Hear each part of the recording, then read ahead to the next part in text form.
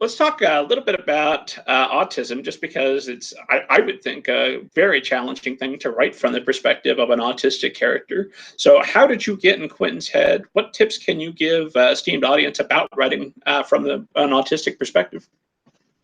Yeah, that was really challenging for me. And actually, we did have a lot of sensitivity readers for this book.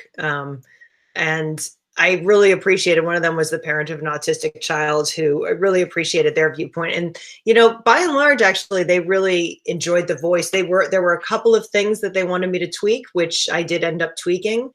I had a few too many personality tics and obsessions initially in the earlier drafts of the book. I didn't want him to be Rain Man. I didn't want it to sound too much like Curious Incident of the Dog in the Night.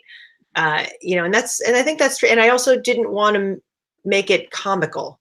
I wanted Quentin to be like, he has a very different perspective on the world than the other kids, but I didn't want to make him laughable. That was really important to me. That was a line that I didn't want to cross. And since he is really basically almost completely non-communicative with the kids, he has very little dialogue over the course of the book. So much of it is his internal monologue, which is really the way that you're seeing the world through his eyes is vastly different. And I'm hoping that I got it right. I mean, again, it's challenging because I don't have Asperger's. I'm not on the autism spectrum, and my experience of this will always be secondhand.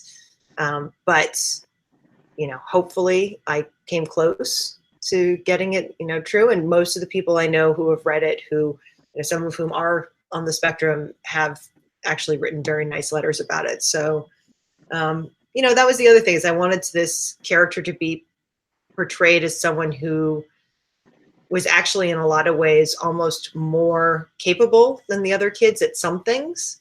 I mean, he has a skill set, each of the kids brings their own unique talents to the story. Without all of them working together, they would never have made it. So that's part of what I wanted to show. Makes sense. Though they complement each other nicely, and I'm tempted to say that Quentin's the heart of the story, but that's not really true, because they're all the heart of the story. They've all got an emotional arc before the end. He's the glue. I think that's the thing, is he ends up becoming the glue of the story. And he cracked me up when he just started thinking of Vic as loud boy and Mara as quiet girl. That sounds about right for that perspective.